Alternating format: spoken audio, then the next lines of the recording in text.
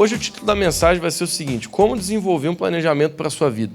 Então, toda mensagem é bom a gente anotar, porque quando a gente anota, a gente tem muito mais facilidade de poder voltar nas nossas anotações. Então, é um hábito ótimo para você ter na sua vida, de você anotar quando você ouve uma ministração, quando você está estudando a palavra, quando você está permitindo que Deus fale contigo. Essa mensagem em específico, porque a gente vai falar de algumas coisas bem dinâmicas e bem objetivas, né? Então, eu acho que vai ser muito, muito bom. Eu quero começar com uma frase que eu falo muito nesse púlpito. Desde quando eu ouvi essa frase, lá de vez em quando eu estou repetindo ela, porque ela é realmente muito prática. Então, só para fazer um resumo, o título da mensagem hoje é como desenvolver um planejamento para a sua vida. Então, a gente vai estar usando um momento muito oportuno de a gente estar começando o ano para a gente refletir sobre a nossa vida e onde a gente está querendo chegar. Então, de verdade, abra o seu coração, porque essa mensagem ela tem o poder de mudar muita coisa na sua vida. E a gente, claro que eu não sou nenhum coaching, nem quero ser, mas a gente vai estar falando de muito princípio de desenvolvimento da tua vida pessoal. Porque eu acredito, queridos, que aquilo que pode transformar a nossa vida é aquilo que a gente faz. E com essa minha frase, eu vou para aquela frase que eu disse que eu ia falar. Essa frase mudou minha forma de pensar muita coisa.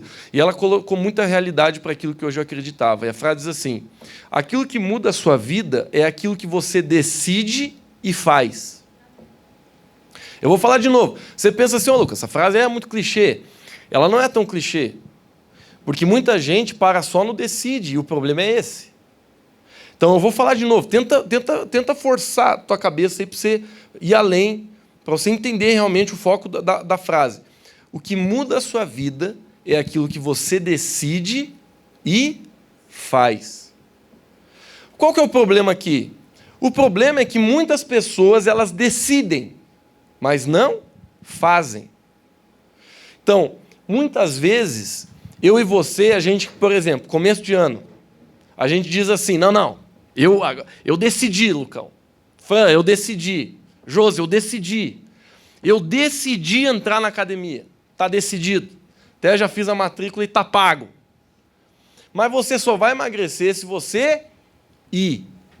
Porque só decidir pagar não emagrece ninguém. Eu sei porque eu paguei mensalidade e vocês podem ver o resultado. Então, eu sei que eu estou usando a academia, mas, gente, tudo na vida é assim. Então, muitas vezes, queridos, a gente tem boas decisões, mas a gente não aplica. E porque a gente não aplica, a gente não vê nada mudar. E muitas pessoas, e eu falo isso assim, olhando para mim, porque eu já fiz muito isso, a gente se contenta em tomar decisões e a gente se sente bem com elas, mas porque a gente não aplica, nada muda.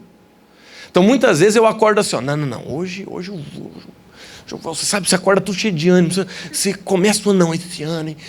Só que você já se sente bem porque você sabe que dentro de você tomou uma decisão. E eu não estou dizendo que você não está sendo sincero. Eu não estou falando que você está enganando você mesmo. Eu não estou falando que você está mentindo. O que eu estou dizendo é que se você não aprender alguns princípios práticos, aquela decisão ela não vai mudar nada na tua vida. Então, eu vou falar mais uma vez essa frase que você devia decorar. Aquilo que muda a sua vida é o que você decide e faz. Então tá, dito isso, eu quero começar aqui. Eu vou falar contigo hoje 6 passos para você construir um planejamento prático que vai mudar a sua vida no ano de 2020, no ano de 2021, 2022, qualquer época da vida. Mas vamos aproveitar que a gente está nessa fase aqui. Se você quer finalizar esse ano de uma forma que você diga assim, olha, Lucas, vivi bem vivido, vivi na vontade de Deus e estou finalizando esse ano pronto para o próximo ano, contente porque eu consegui mudar muita coisa. Sabe, queridos, eu vou falar de 6. Eu sei que poderia falar mais. Isso aqui eu não peguei de livro nenhum, não copiei de ninguém. Isso aqui eu fiquei lá pensando um tempão, fiquei analisando minha vida, as coisas que eu já fiz, as coisas que eu já aprendi, as coisas que eu vejo em homem de Deus, as coisas que eu vejo em Jesus. E eu criei esses 6 passos que eu quero compartilhar com você hoje. Primeiro deles, reconheça onde você está. Na minha opinião, a primeira coisa para você fazer um planejamento de vida é você saber onde você está. Por exemplo, vamos falar de dinheiro. Se você planeja trocar de carro esse ano, a primeira coisa que você tem que se perguntar é como é que está a minha situação financeira? Estou devendo dinheiro? Tô. Então, se eu estou devendo dinheiro, primeiro eu tenho que quitar essa dívida, para depois pensar em trocar de carro.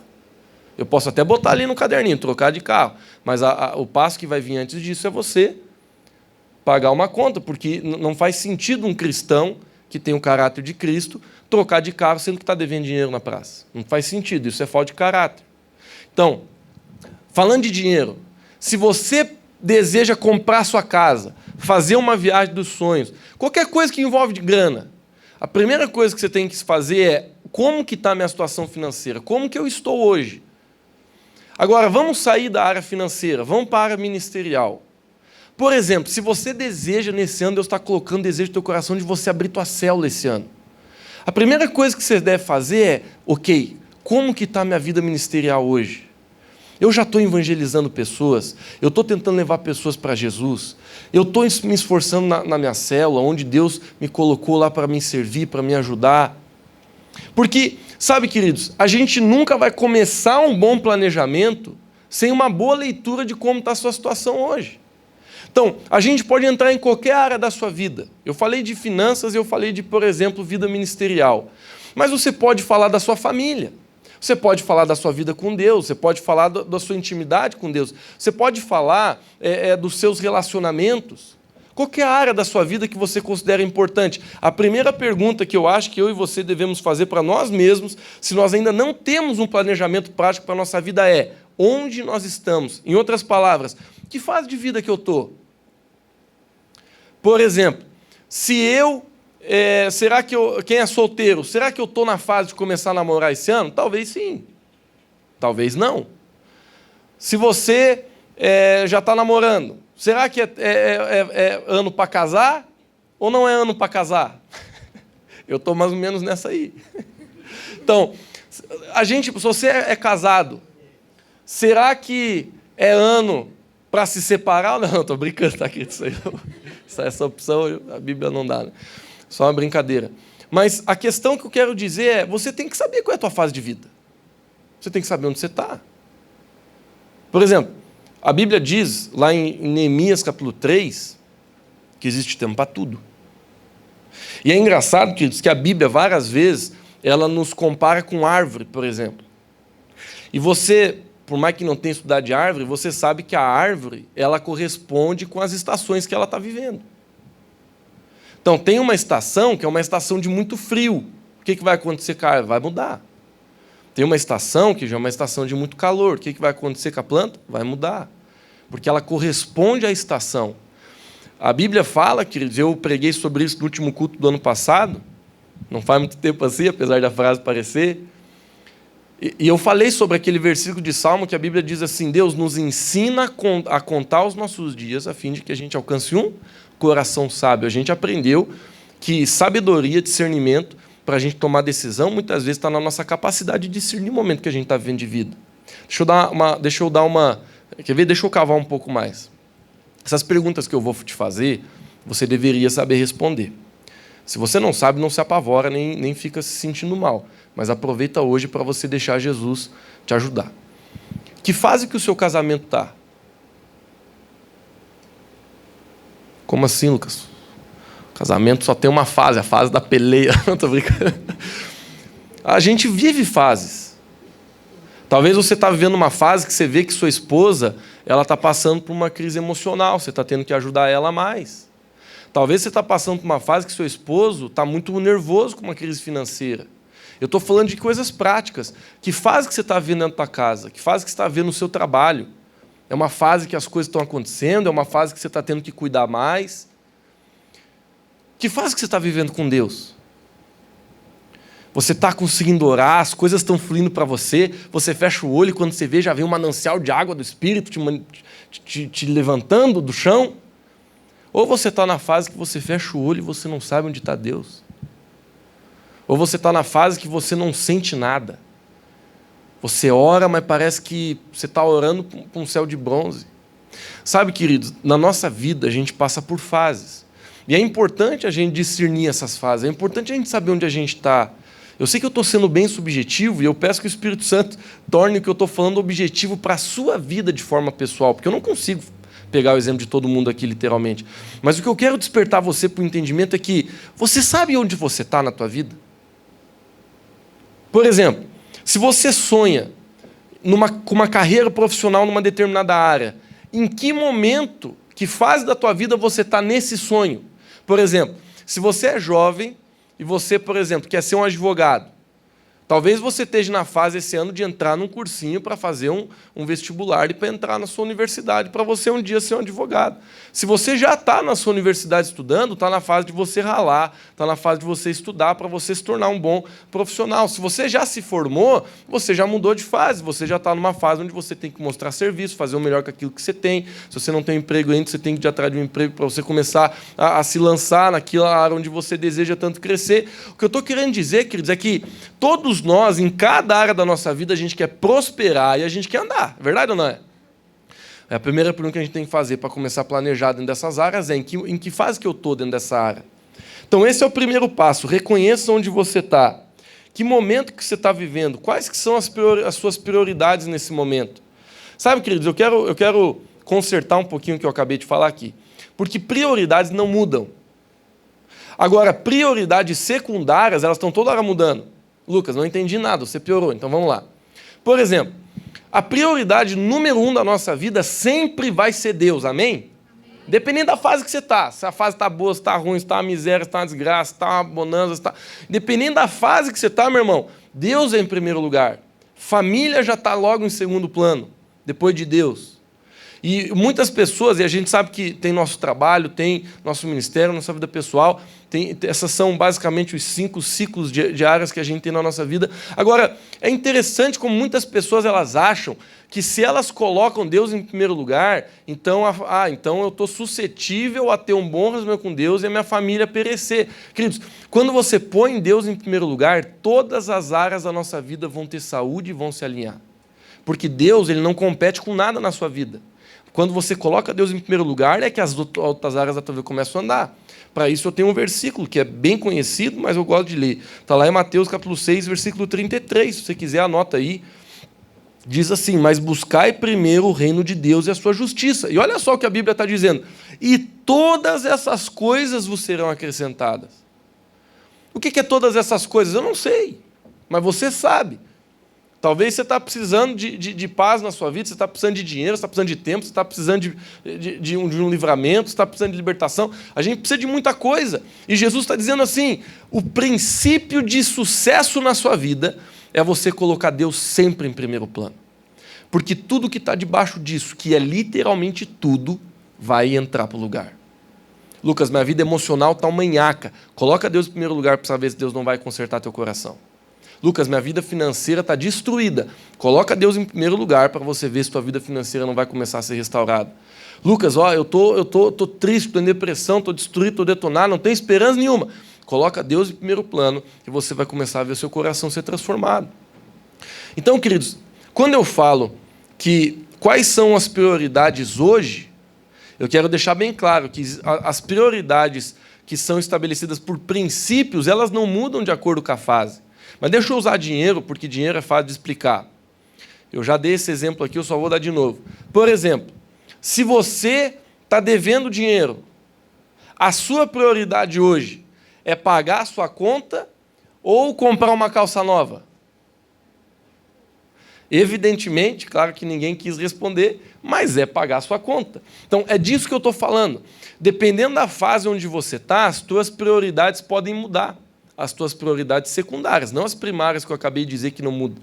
Mas quando você entende o tempo que você está, você vai ter foco. E quando você tem foco, as tuas prioridades vão ser alinhadas.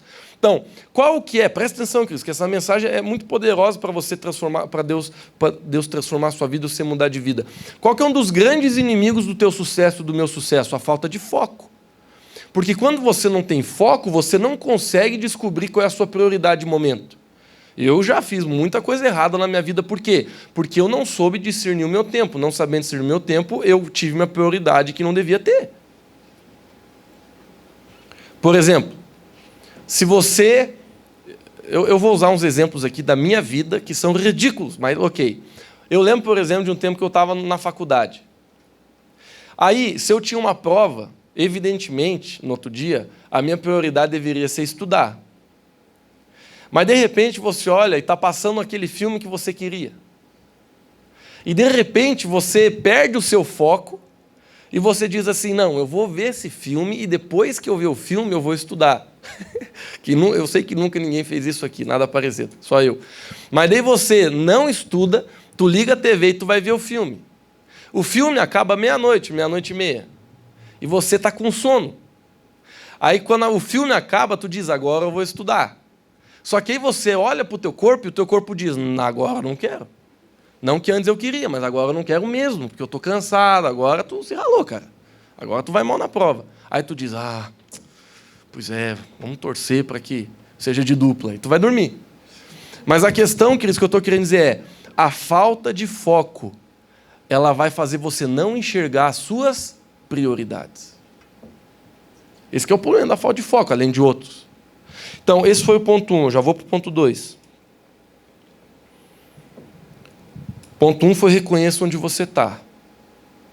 O ponto 2 agora é defina alvos, metas e objetivos pessoais e proféticos em oração. A frase é longa, eu vou falar de novo. Defina alvos, metas, objetivos. Esses objetivos, metas e alvos, eles vão ser pessoais, mas também vão ser proféticos. Eu já vou explicar o que eu estou dizendo. Em oração. Porque sabe, queridos, Deus ele ama tanto você que não é errado, nem se sinta mal em você fazer os teus planos de acordo com a tua vontade. Amém? Agora, olha o que a Bíblia diz em Provérbios 16, 9. Abra comigo e anote se você está anotando. Diz assim, em seu coração o homem planeja o seu caminho, mas o Senhor determina os seus passos. Então a Bíblia não está dizendo assim, em seu coração o homem é orgulhoso, pecador e faz seus caminhos. Não, a Bíblia está dizendo assim, o homem em seu coração faz seus caminhos. Mas depois da vírgula, a Bíblia diz assim, mas o Senhor dirige os seus passos. Em outras palavras, querido, eu e você precisamos ser intencionais em planejar a nossa vida. Mas o que a gente precisa é ter nossos ouvidos abertos para deixar Deus ele falar, Deus ele mexer, Deus ele adulterar, Deus acrescentar. É Deus que deve dirigir os nossos passos. Quem está entendendo, levanta a mão. Por quê? Porque quando você tem plano, alvo e objetivo, muitos deles podem ser bons. Mas sempre a pergunta deve ser, Deus, é a sua vontade ou não é? Essa é a pergunta. É da tua vontade, Deus? Desde a coisa mais básica até a coisa mais importante. Deus, é da tua vontade eu namorar agora com essa pessoa? Deus, é da tua vontade eu trocar de carro? Deus, é da tua vontade eu assumir esse compromisso? Deus, é da tua vontade eu largar isso aqui? É da tua vontade eu assumir isso aqui? É da tua vontade essa atitude? É da tua vontade... Quando a gente conhece a palavra, a gente conhece a vontade de Deus. Quando a gente tem intimidade com Deus, a gente tem revelação sobre a vontade de Deus. Então, quando eu digo assim, que esses alvos, essas metas, esses objetivos, eles são pessoais e proféticos, sabe o que é profético? É algo que vem de Deus. Então, essa palavra profeta, na Bíblia, ela fala, o significado literal um profeta é aquele que empresta a sua boca a Deus. Esse é o sentido da palavra profeta. Então, quando eu falo de profecia, é quando Deus está falando comigo. Quando eu falo que algo é profético, o que eu estou dizendo é que aquilo vem de Deus. Então, quando eu digo assim, nossa, o pastor Adair me deu uma palavra profética, o que eu estou querendo dizer? Deus falou comigo através do pastor Adair. Então, quando eu digo que os teus alvos têm que ser proféticos, que as tuas metas devem ser proféticas, o que eu estou querendo dizer é que Deus ele vai falar muitas das coisas que você precisa fazer e construir nessa terra. Isso é um alvo profético, isso é uma meta profética. Você sabe que aquilo é vontade de Deus. Queridos, eu estou cheio de alvo, de meta profética para o ano de 2020. Eu estou com as minhas folhas assim, uma atrás da outra. Eu não estou nem na metade ainda. Eu estou separando muito tempo no início desse ano, no final do ano passado, para me planejar muito, orar muito, construir muito com respeito às nossas igrejas. Estou com muita coisa que Deus está falando comigo. Porque é importante a gente entender a vontade de Deus, porque se a gente não entende a vontade de Deus, a gente nunca vai pisar firme nos nossos planos. Agora, eu finalizei essa frase dizendo em oração. Queridos, um bom plano de vida, ele deve ser feito em oração. Então, hoje eu estou ensinando para você, existem várias formas de fazer isso. Provavelmente, se você for para o Google, alguém pode te ensinar uma até melhor do que eu estou te ensinando hoje. Só cuidado que podem te ensinar muitos piores também. Então, o que eu estou querendo dizer, queridos, é, quando a gente ora, a gente conhece a vontade de Deus. E é importante você colocar metas para a sua vida. Sabe, eu me surpreendo com a vida de Jesus. Jesus é a pessoa que a gente mais tem que estudar. Tem muita gente boa para estudar, mas Jesus é a que a gente mais deve estudar, porque ele é a teologia perfeita. Você quer saber se uma coisa é importante? Olha para a vida de Jesus. Foi importante para Jesus? Foi, então é importante para nós. Acabou. Não tem nem que discutir. Ah, isso aqui Jesus fez? Fez. Então nós temos que fazer. Isso aqui Jesus falou? Falou. Então nós temos que seguir. Jesus, a Bíblia inteira é uma teologia perfeita. Mas quando eu falo que Jesus é a teologia perfeita, é que na vida dele a gente encontra os valores, os padrões de forma clara que a gente deve ter na nossa vida. Quando eu olho para Jesus, ele era um homem extremamente focado. Queridos, Jesus ele não deixava nada tirar a atenção dele. Eu não estou falando que ele era um robô, não, ele era muito humano. Mas Jesus, de forma alguma, deixava suas prioridades se desalinhar. E isso, muitas vezes, chega a assustar. Muitas vezes, Jesus, por ser um cara tão focado, assusta a gente. Estou tentando achar algumas histórias aqui. Vou puxar algumas. Uma vez, Jesus estava passando pelo tanque de Siloé. Tinha centenas de pessoas ali enfermas. Ele cura uma e vai embora. Tem muita gente que não consegue explicar. Eu também não consigo. Por que Jesus, um cara que tinha poder para curar todo mundo, ele cura uma e sai? Porque foi o que Deus mandou ele fazer. Não queira me perguntar por que Deus não curou as outras naquele momento, mas ele não curou. Mas Jesus era tão focado que nem a voz dizendo assim, ih, cara, eu posso curar todo mundo. Aí Deus fala para ele, não, cura essa aqui e segue adiante que eu tenho outro plano para agora. Jesus ele era focado, ele ouvia a voz de Deus. A Bíblia diz que ele só fez o que o Pai mandou fazer. Ele só disse o que o Pai mandou dizer. Jesus era uma pessoa extremamente focada. Agora, um dos versículos para mim que mais mostra o nível de foco que Jesus tinha no seu objetivo é quando ele morreu. Ele estava na cruz e a última coisa que ele fez antes de falecer, a gente sabe que depois ressuscitou, mas qual foi a última coisa que Jesus falou? Está consumado. Eu sei que você não usa essa palavra, mas consumado significa está feito, está concluído. Finish. Entendeu? Você não termina um almoço e grita lá da cozinha, está consumado o almoço. Não, mas é a mesma coisa, entendeu? Jesus está dizendo ali, gente, eu concluí aquilo que eu vim fazer aqui.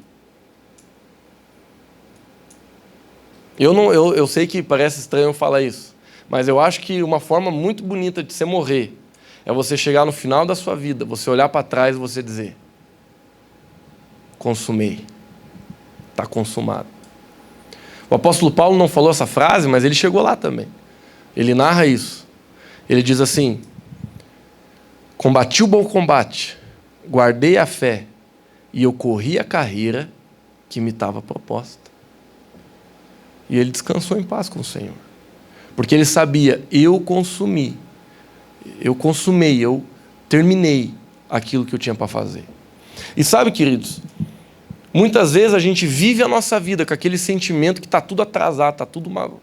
Não sei você, mas eu às vezes me deparo com esse sentimento dentro de mim. Está tudo uma bagunça, nossa, cara, tanta coisa atrasada, tanta coisa desorganizada, meu Deus, já tinha que estar lá, já tinha que estar isso, já tinha que estar aquilo, meu Deus do céu, essas horas eu já tinha que ter uma casa paga, essas horas eu já tinha que ter um carro, essas horas eu já tinha que estar casado, essas horas eu já tinha que estar... Sabe, a gente pensa muita coisa na vida, que a gente já devia estar lá, meu Deus, a gente se julga muito, a gente se cobra muito, né? E parte disso é ruim, é errado, a gente não devia fazer, porque Jesus não faz, por que a gente devia fazer? Mas sabe, queridos, ainda assim, agora pegando a parte boa disso, a gente deve olhar para a nossa vida e dizer, não, mas por que eu estou sempre atrás da reta? Por que eu estou sempre atrás da linha? É porque a vida está sendo difícil comigo ou porque eu estou sendo desorganizado, porque eu estou sendo preguiçoso? Quer ver, ó? Você não consegue planejar a tua casa própria porque você não tem dinheiro mesmo ou porque você não se planeja? E você que está pagando aluguel hoje, se você fazer um planejamento para daqui 10 anos você comprar uma casa, será que você não consegue? Lucas, eu acho que não. 15, 20, 30 que seja. Mas se você criar um planejamento, será que você não consegue? Lucas, estou com o sonho de comprar um carro. Ok, pode ser que não seja esse o ano que você vai comprar o seu carro, mas se você começar a se planejar hoje, será que você não consegue daqui 2, 3, 4 ou 5 anos? O que eu estou querendo dizer, queridos, é que o nosso problema é que a gente não planeja, a gente não é intencional. Muitas vezes a gente deixa a vida correr e a gente não faz o que deveria fazer. E quando eu olho para Jesus, ele era uma pessoa que planejava a sua vida. Ele deixava o Espírito Santo ter voz dentro dele para que nenhum dia fosse desperdiçado. Eu não estou falando que Jesus não descansava. Jesus, ele descansava. A gente sabe que Jesus, ele tinha pelo menos um dia da semana dele que ele descansava e descansava mesmo. Às vezes ele quebrava um pouco o sabático lá, a gente sabe que Jesus criou umas polêmicas, mas a gente sabia que Jesus descansava. Jesus não era uma máquina que estava toda hora ali produzindo. Não, Jesus não era assim. Jesus, ele respeitava o seu ciclo, até ele respeitava o seu próprio corpo.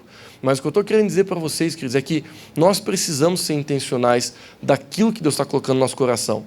Bom, dentro desse ponto 2, eu quero falar só mais uma coisinha aqui. Ó.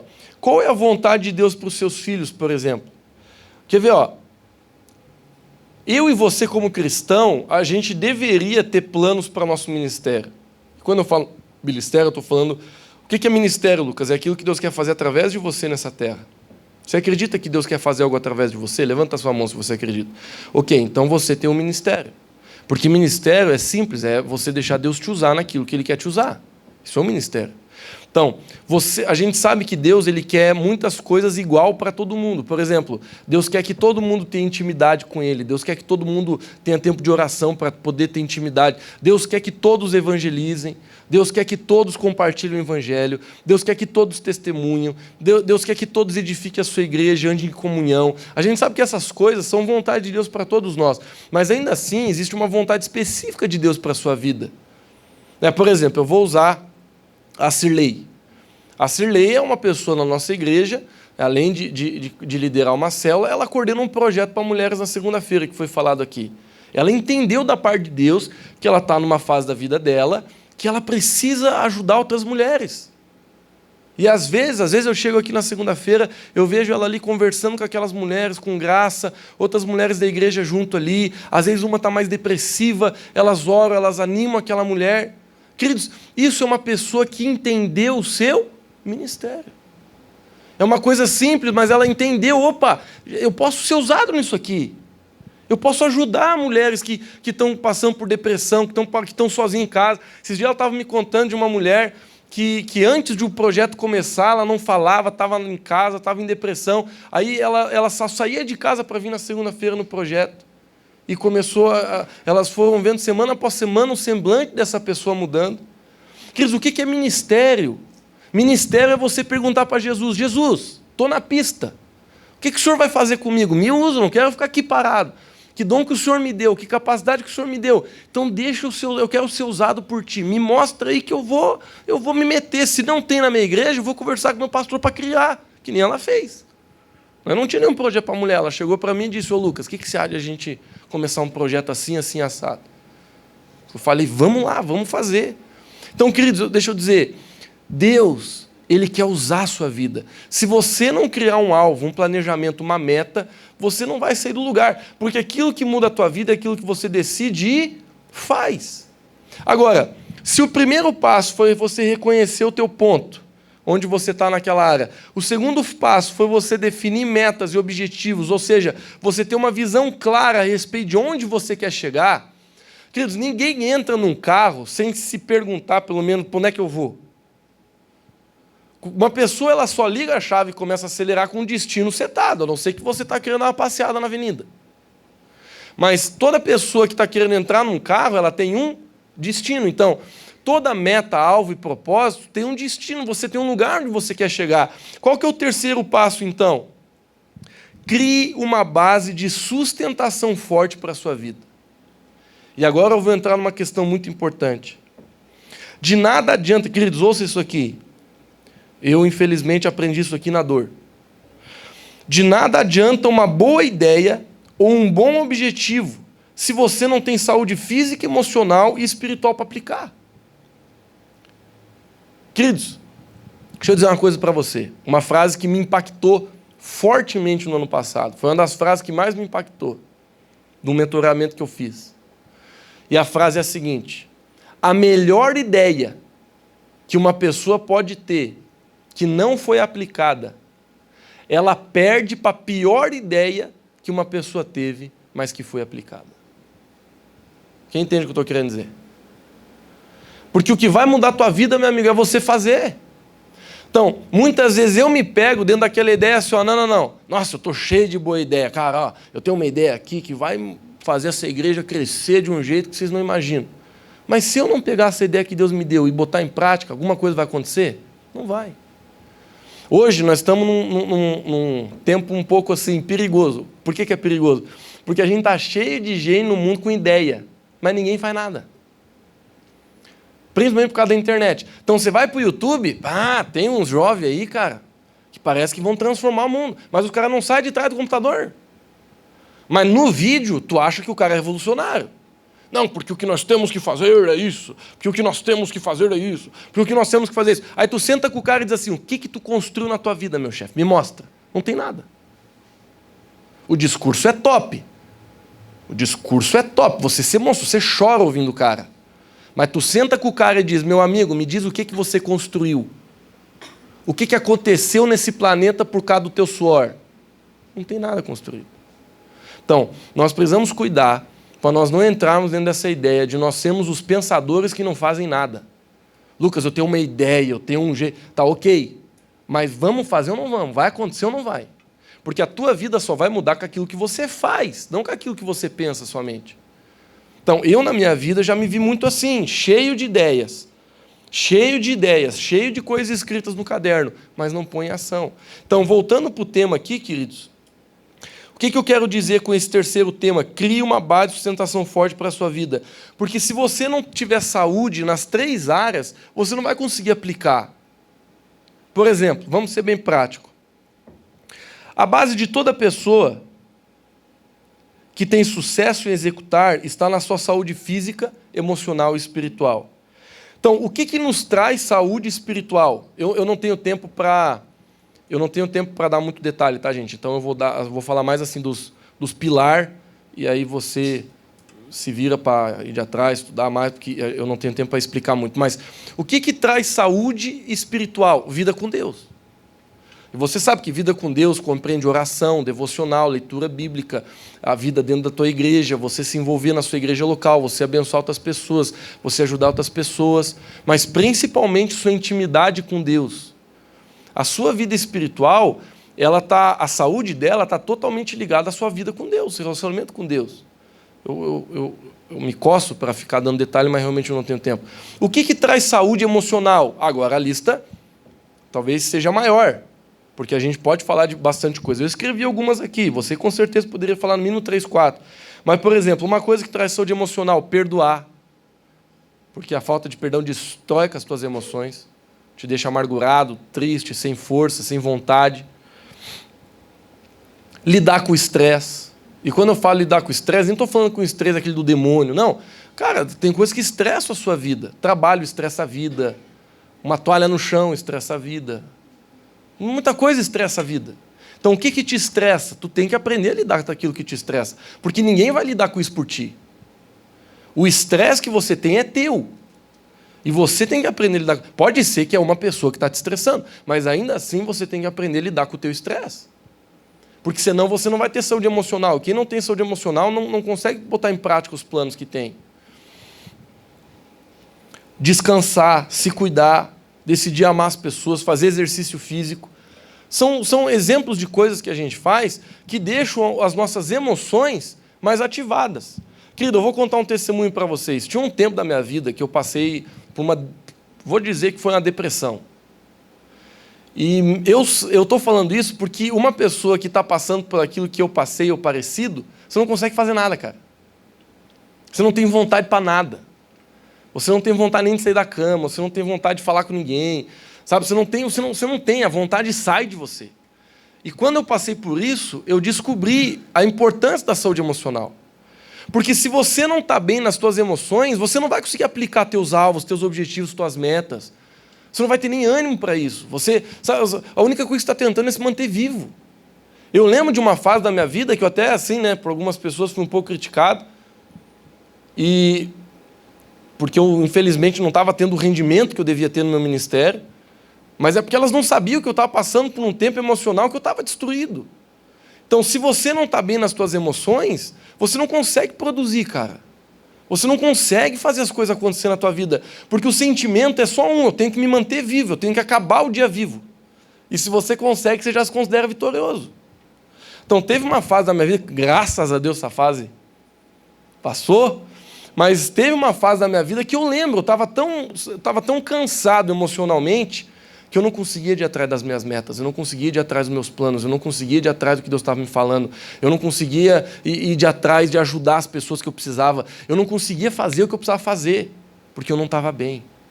Queridos, deixa eu te dizer, se você não está bem, trate de ficar bem, não estou dizendo que você tem que fazer isso rápido, foque em você, cuide da sua vida, mas não perca a responsabilidade de você entender que você tem o que fazer nessa terra. Você tem um propósito que Deus tem para ti. E eu falo para mim isso, não estou falando para você. Eu sei que o que Deus quer fazer através da minha vida é muito grande, assim como o que Deus quer fazer com você. Então eu preciso estar bem. Eu não falo isso no tom de engole o choro. O que eu estou dizendo é, eu preciso trabalhar com aquilo que está ruim dentro de mim, porque eu preciso estar bem, porque eu creio que através da minha vida a cidade de Otacílio Costa vai ser transformada. Eu creio que através da minha vida a cidade de Lages vai ser transformada.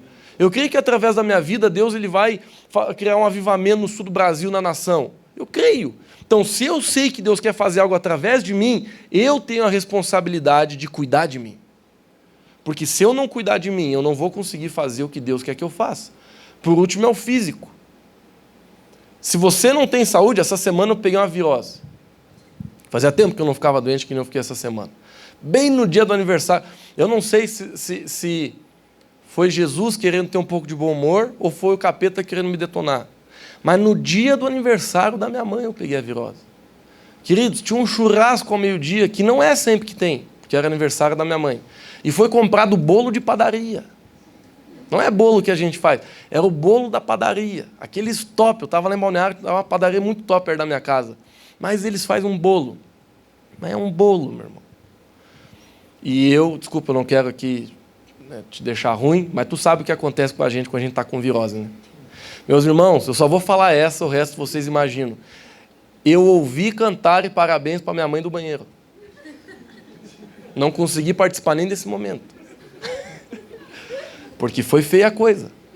Foi por baixo e por cima. Então, e nessa quarta-feira que eu estava mal, eu estava no sofá uma hora pensando assim, rapaz, se a gente não tem saúde, estamos ralados mesmo. E aí eu refleti, né, porque a gente só dá valor, né, quando perde às vezes. Mas eu quero refletir com você, estou quase finalizando a mensagem, mas eu quero refletir contigo, querido, se você não tem uma estrutura para você ser forte, você não vai conseguir cumprir seus planos e metas. E eu volto a falar de 3 áreas, espiritual, emocional e física.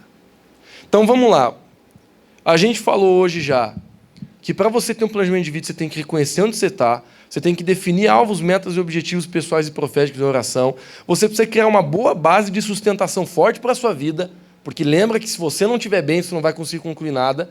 E o quarto é o seguinte, faça um plano de execução para cada área. Aqui que a gente vai se tornar objetivo, porque até agora a gente está sendo meu objetivo, a gente está arrumando o pacote, a gente está arrumando o bonde, a gente está começando. Agora você tem que ser prático. E eu vou tentar ensinar uma coisa bem básica para você.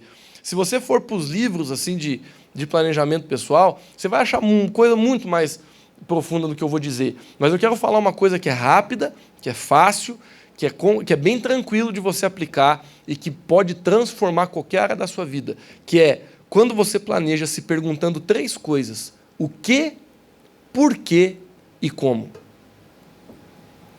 Por exemplo, eu vou falar de dinheiro. Você quer trocar de carro. Vamos, por exemplo, do carro de novo. O que você quer fazer? Trocar de carro. Por quê? O porquê é importante. Porque o porquê, ele pode fazer você mudar de ideia. Então, se você diz assim, vamos lá, eu quero mudar de carro. Aí você se pergunta, por quê? Aí a resposta é a seguinte, porque eu não tenho autoestima, eu preciso de um carro novo para me sentir um pouco mais valioso aí nesse mundo. Você já vai parar para pensar e vai dizer, rapaz, então acho que eu não tenho que trocar de carro, vou pegar esse dinheiro e vou fazer outra coisa. Agora, por quê? Porque o carro que eu tenho já me deixou na mão 3 vezes. E eu já mandei arrumar as 3 vezes e continua chamando, não dá mais esse carro. Então, por quê? É um bom porquê, né? Então você diz, não, porque não dá mais o carro que eu tenho. Então, ok, agora vai para o como. O como, queridos, talvez seja a parte mais importante do teu planejamento. Porque para tudo que você... Queridos, presta atenção, isso aqui é simples, você já deve ter ouvido isso em qualquer lugar. Mas isso aqui, se você pratica isso aqui, a vida muda. A primeira coisa é o quê? A segunda coisa é o porquê. O teu porquê, se ele for forte, ele vai te sustentar na jornada. Se o teu porquê for fraco, a chance de você desistir no caminho é grande. Quantos estão entendendo? Vamos lá. O que você está fazendo hoje? Me entregando para Jesus. Por quê? Porque Ele morreu por mim. Porque Ele me amou desde a fundação do mundo. Porque Ele é o meu Deus. Porque não tem outra coisa para fazer senão isso na minha vida. Porque não tem outro caminho que me tire da morte, que não é para a salvação, que não é Ele. Se o teu porquê é forte, você não desvia na jornada. Agora você vai se entregar. O que você está fazendo? Se entregando para Jesus. Por que você está fazendo? Porque eu estou com vergonha, né? Todo mundo foi para frente e levantou a mão. Quem quer aceitar Jesus? Vou ficar de mão baixada? Claro que eu vou levantar a mão. O teu porquê é fraco. O que vai acontecer contigo na jornada? Você vai pifar. Vamos lá, regime. Tem um amigo meu, o ano passado, que ele quase morreu. Pastor de Criciúma. Ele quase morreu. Deu um problema no fígado dele e ele teve que mudar de vida, senão ia morrer. Meu amigo, o que você vai fazer? Ele teve que emagrecer. Ele emagreceu 20 quilos. E não fez cirurgia, nada. O que você vai fazer? Emagrecer. Por quê? Porque se eu não emagrecer, eu morro. O porquê é forte ou não é? Agora eu tenho que emagrecer. Por quê? Para ficar um pouco mais galanteador. O porquê é forte ou é fraco? É fraco. Eu acordo na segunda-feira, se está frio, eu já penso, já estou namorando mesmo, que se racha. O porquê é fraco. Estou dando um exemplo ruim, né? Se o teu porquê é fraco, você não consegue manter na jornada. Então, você vai se planejar, tenha o teu o quê profético. Ora a Deus, Deus, isso aqui eu devo fazer. O teu porquê tem que ser forte. Muitas vezes você vai ouvir o teu porquê até de Deus. Por exemplo, deixa eu falar uma coisa para ti. O que a gente está fazendo aqui como igreja? A gente tem um propósito, uma palavra de Deus para estar aqui como comunidade cristã. Por quê? Querido, nosso porquê está aqui é muito forte. Porque o mundo está indo para o inferno. Eu tenho certeza. A gente não tem tempo. Mas se eu pegar um por um de vocês, dar esse microfone e dizer assim, por que a igreja precisa existir? Todo mundo ia falar um porquê. A gente tem muito porquê. Porque se Jesus não entrar no coração desse povo, é inferno. Assim como ia ser para a gente. Porque se a gente não pregar o evangelho, muitas pessoas vão ser abusadas sexualmente ainda nessa cidade. Muitas pessoas ainda vão acabar nas drogas. Muitos jovens ainda vão acabar com seus sonhos. Muitos casamentos ainda vão ser destruídos. Muita coisa ruim ainda vai acontecer nessa cidade. E o principal, muita gente vai para o inferno. Queridos, por que essa igreja existe? Porque nós queremos manifestar o reino de Deus na cidade de Otacílio Costa em todos os níveis. Porque o nosso porquê é forte, a gente não desiste. Agora a gente tem que dizer o como. Então, você tem o quê? Tu tem o porquê. O como é a hora que você senta, que você pega a caneta e tu diz, Jesus, agora me dá o passo 1, o passo 2, o passo 3, me mostra as prioridades. Por exemplo, vamos voltar para o carro. Se você diz, o que você tem que fazer? Trocar de carro. Por quê? Porque o meu está muito ruim. Como? Agora você vai pegar a tua calculadora e vai dizer, o que eu tenho no banco? Tem alguma dívida? Como é que eu posso fazer um dinheiro a mais? Como é que eu posso mexer no meu orçamento para mim conseguir salvar mais dinheiro, guardar mais dinheiro no mês? Você vai trabalhar numa forma de você chegar naquele objetivo. Então, o nosso problema, e eu vejo muito isso na minha vida, é que a gente não consegue ter uma vida de sucesso em muitas áreas porque a gente não é prático, a gente não é intencional. A gente sabe onde a gente quer chegar, mas a gente não faz isso. A gente não olha com clareza o que eu estou fazendo, por que eu estou fazendo e como que eu vou fazer. A gente vai assim, meio do jeito que, sabe, do jeito que dá, do jeito que vai, e as coisas não mudam. Você nunca consegue trocar de carro, você nunca consegue fazer aquele curso que você queria, você nunca consegue terminar aquele livro que você começou a ler, você nunca consegue concluir aquela dieta que você começou, você nunca consegue concluir aquela leitura bíblica que você começou. Queridos, olha só, esse ano, em muitos lugares do planeta, estão falando como se fosse o ano da Bíblia, não que os outros não sejam, mas muitos líderes mundiais estão se levantando para dar uma ênfase muito forte na leitura bíblica nesse ano. Deixa eu dizer uma coisa para ti, queridos, não querendo entrar na onda, entrando. Você já leu a Bíblia inteira? Não levanta a mão, se você não leu. A Bíblia é o livro mais importante que você pode ler na tua vida. Você já leu ela inteira? Se a resposta é não, deixa eu te dar uma sugestão com muito carinho. Por que você, nesse ano, não cria um plano de leitura bíblica para você? Porque se você não for intencional para ler a Bíblia, você nunca vai ler ela. Então, queridos, para tudo na nossa vida, isso que eu estou falando funciona, gente. Você tem que saber o que você está fazendo na tua vida. Você tem que saber para onde teu casamento está indo. Você tem que saber para onde teu dinheiro está indo. Você tem que saber para onde tua vida com Deus está indo. Você tem que saber para onde tua vida ministerial está indo. Você precisa saber o que Deus quer de ti. Você precisa saber quais são os teus dons. Você precisa se situar. O que Satanás quer, desculpa me empolgar um pouco agora, mas o que Satanás quer é que você fique andando como uma mosca zonza. Sabe como é que o apóstolo Paulo ele tentou narrar o que eu estou falando para vocês? Ele dizia assim, ó, eu não ando como aquele que dá soco no ar.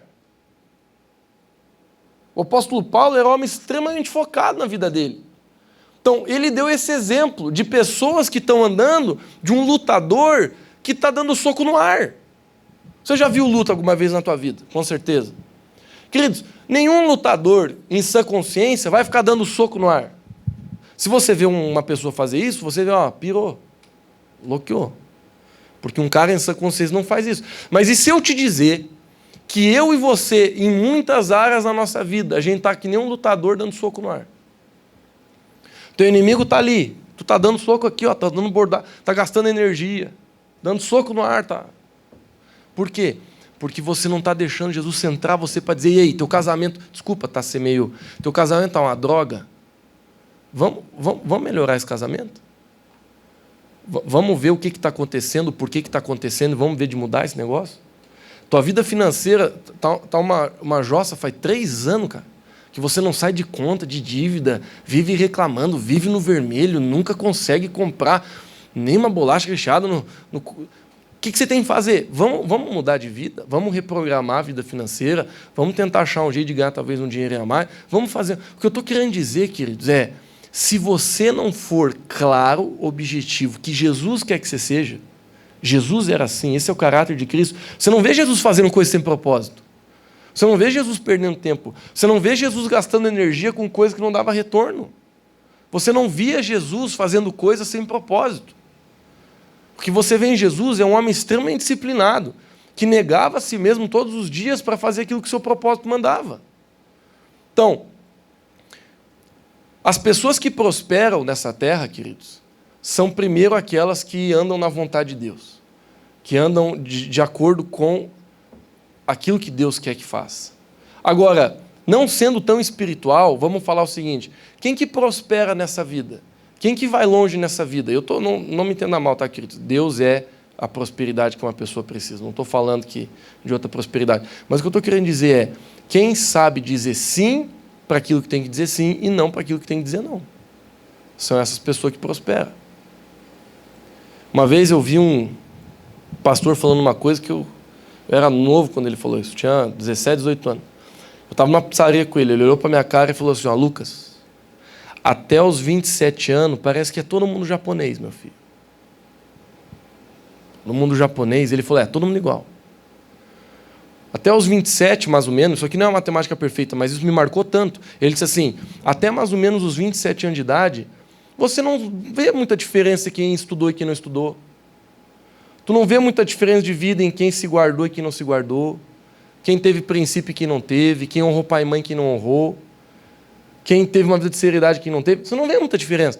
Daí ele falou assim, ó, mas de uma determinada idade para frente, você vai começar a ver mais a diferença. Então, queridos, a diferença ela é notória. Por exemplo, uma pessoa que busca a Deus e uma que não busca, você vê a qualquer momento da vida. Mas eu estou falando assim, ó, de longe. Porque muitas pessoas que você segue no Instagram, que você segue no Facebook, você só está olhando de longe. E você pensa assim, poxa, eu estou sendo fiel à minha esposa aqui, meu casamento está uma bomba. Eu sigo esse cara aqui no Facebook, eu sei que ele trai a esposa dele, mas olha que casamento bonito, cara. Olha aqui que foto bonita desses dois, olha como parece que estão felizes. Aí tu vai se enganando. Tu vai dizendo assim, mas eu aqui sendo fiel e o cara traindo, o cara parece estar melhor que eu. Meu chefe, espera um 10 para você ver. Espera só mais um 10. Tudo que o homem planta, certamente se fará, pessoal. Então, o que eu estou querendo dizer para vocês, a gente precisa ser intencional. A gente precisa pegar a nossa vida e colocar dentro de uma rota onde a gente sabe para onde a gente está indo. E eu tenho certeza que Deus vai nos honrar. Bom, finalizando a mensagem, eu vou falar só mais 2 coisas. E essas 2 vão ser bem rápidas. Quinto, deixe alguém te ajudar na jornada. Sabe, queridos, tem um ditado africano que diz assim, ele é bem clichêzão, mas ele é bonito. Se você quer ir rápido, vá sozinho. Se você quer ir longe, vá com alguém. É bonito, né? Posta aí, tira uma selfie com alguém, posta. Mas, querido, sabe que esse negócio está fazendo a gente refletir? Aquilo que faz a gente perseverar é a força, não é a sabedoria. Eu sei que a sabedoria, quando utilizada, traz força. Mas o que eu estou querendo dizer, queridos, é que aquilo que vai fazer você perseverar é a força. E a força a gente precisa de outra pessoa, porque a gente não tem. Todos nós temos áreas e fases da vida que a gente olha para a gente e diz, acabou. Acabou a força. Essa é a hora que é importante a gente ter alguém para nos levantar e dizer, não desiste, levanta aí, vamos embora. Jesus falou, não é bom que o homem ande só, porque quando ele cai, não tem quem o levante. A Bíblia está dando ênfase na força, porque para você levantar, você não precisa de sabedoria. Para você levantar, você não precisa de revelação. Para você levantar, você precisa de força. Então, o 5º princípio é, deixe que alguém ande junto com você na jornada. Deixe que alguém te ajude. Dependendo da fase, da área, deixe que alguém te ajude. Sabe, deixe que alguém te aconselhe naquela área. E por último, ore constantemente, deixando Deus falar com você sobre tudo isso. Sabe por que é importante orar constantemente? Porque eu aprendi na minha vida, queridos, que muitos planos que a gente faz, eles mudam na jornada. Eu aprendi que muitas coisas que eu achava que era Deus me dizendo, na jornada eu vi que não era Deus. Por isso que é tão importante, na nossa jornada, a gente ter ouvidos abertos para deixar Jesus falar com a gente direto. Porque às vezes a gente vai amadurecendo e, de repente, aquilo que a gente achava que era de Deus, daqui a pouco ouvia, não era. Então é importante que você continue com os teus ouvidos abertos, continue orando por aquela área, continue intercedendo por aquela área. Porque você vai ver o agir de Deus. Mas mais do que isso, você vai ver Deus te dando sabedoria para você conseguir fazer o teu quê, o teu porquê e o teu como todos os dias. Querido, é isso que eu quero, a minha mensagem acabou aqui. É isso que eu queria comunicar para vocês hoje. O ano está começando. E a vida está começando. Não é só o ano. Teus melhores dias, não importa a tua idade, ainda estão na frente de você. Mas se eu e você, a gente não ser intencional em planejar nossa vida nos princípios e na presença de Deus, muitas vezes a gente vai continuar amargando a falta de resultado e de mudança na nossa vida. Uma das frases mais clichê e mais verdadeira que eu já ouvi na minha vida é: o homem, ele espera que as coisas mudem sem mudar a si mesmo. A gente espera tanto que as coisas mudem. Ó, Lucas, ano novo, 2020, esse ano meu casamento tem que mudar. Esse ano eu tenho que sair da miséria financeira. Esse ano essa igreja tem que crescer. Esse ano minha célula tem que multiplicar. Esse ano minha vida emocional tem que andar. Esse ano meu corpo tem que ficar bonito. Esse ano tal coisa tem que acontecer. Sabe, queridos, a gente tem tantos desejos dentro de nós. Mas a pergunta não é essa. A pergunta é: o que você decidiu e você começou a fazer? Então, uma boa forma de você aplicar essa mensagem que você ouviu hoje, simples, é você pegar um papel, uma caneta e você começar a escrever. Por exemplo, o que você pode fazer com essa mensagem? Você pode sentar hoje à noite antes de dormir com papel e caneta e dizer: Jesus, me fala uma área. Quero conversar sobre uma área da minha vida que o Senhor quer transformar. Por exemplo, vamos falar da principal? Deus, eu sei que a minha vida contigo tem que melhorar. Eu tenho sido uma pessoa religiosa, eu tenho vivido só de culto em culto, mas eu não te busco. Eu tenho pecado escondido, minha vida ela é entregue, mas tem hora que não é. Eu quero mudar isso, Senhor. Me ajuda, vamos lá. Você escreve lá: vida com Deus. Aí embaixo você se pergunta: como é que está hoje minha vida com Deus? Aí você vai ver: não, tô mal, não tô orando, não busco a Deus, minha vida de santidade, tem um monte de área da minha vida que tem que... Você vai começar a fazer plano para cada coisa. Não existe uma forma correta para todo mundo. Os princípios vão te ajudando, mas você vê onde você está. Deus, o que o Senhor quer que eu faça? Daqui a pouco Deus fala para ti, vamos ler a Bíblia esse ano? Vamos fazer um plano de leitura bíblica que a gente vai ler a Bíblia inteira esse ano? Querido, se não me engano, para você ler a Bíblia inteira num ano, você precisa ler 3 capítulos de segunda a sexta e 5 no final de semana, sábado e domingo. Se você fazer isso, você lê a Bíblia inteira no ano. Então, o que eu estou querendo dizer, queridos, o que mais prende a nossa vida é a gente ter boas ideias, bons planos, bons movimentos. Mas se a gente não põe em prática, nada vai mudar. O mundo está cheio de pessoas com boas ideias. O mundo está... Por exemplo, talvez você tenha ideia para um negócio que vai revolucionar a tua situação financeira. Mas se você não pôr isso em prática, eu não estou falando também que tudo tua ideia tem que pôr em prática, muita coisa é ruim. Mas você tem que discernir aquilo que Deus está falando, aquilo que é bom, e dar teus pulos. Porque o que eu quero de forma enfática, eu sei que eu estou sendo bem redundante agora no final, mas o que eu quero de forma enfática te dizer é: a sua vida só vai mudar com aquilo que você fazer. Por exemplo, falando da nossa igreja, eu creio, queridos, que o ano de 2020 vai ser um ano de grande colheita para nós. Amém? Eu creio que a gente vai finalizar esse ano com esse lugar aqui sem ter onde sentar. Talvez a gente finalize esse ano com 2 cultos já no domingo. Mas adianta eu ter uma boa ideia e eu não sentar para orar e dizer: Deus, e aí, como? Como que nossas células vão multiplicar? Como que nós vamos ter mais pessoas na nossa igreja te amando a ponto de querer discipular e amar os outros? Como que a gente vai desenvolver melhor nossos ministérios? Como que a gente vai orar mais para a tua presença estar aqui? Como que a gente vai discipular melhor as pessoas para elas poderem vencer os pecados na vida? Como, Jesus, que a gente vai ter uma igreja saudável?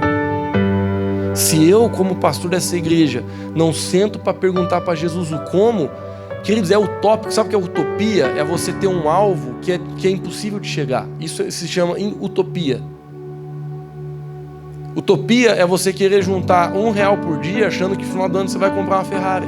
Isso é utopia. Você coloca um alvo que nunca vai acontecer porque não vai. Não existe lógica dentro daquilo. Eu não estou dizendo que o reino de Deus é um reino de lógica. O reino de Deus é um reino de fé. Mas disso aqui que eu estou falando, queridos, Deus nos ensina sim a usar a lógica, a usar a inteligência. O Espírito Santo nos abençoa nesse negócio. Por isso que a Bíblia diz, e eu li ali, o homem faz plano, mas a resposta vem de Deus. Não tem erro em você fazer os seus planos, desde que você fique aberto para a vontade de Deus, para a voz de Deus. Mas é importante, queridos, que eu e você, a gente tenha um plano de vida. Eu já acabei minha mensagem, eu sei que eu já demorei, não queria ter demorado tanto isso, mas eu quero nessa noite alertar você. A vida, ela passa muito rápido. Eu sei que todos vocês sabem disso. Se você não planejar ela hoje, mais um ano vai acabar e você não vai ter conseguido chegar em lugar nenhum. Porque a vida passa. E se a gente não ser pontual, estratégico e intencional, a gente não vai chegar nos lugares onde Deus quer nos levar.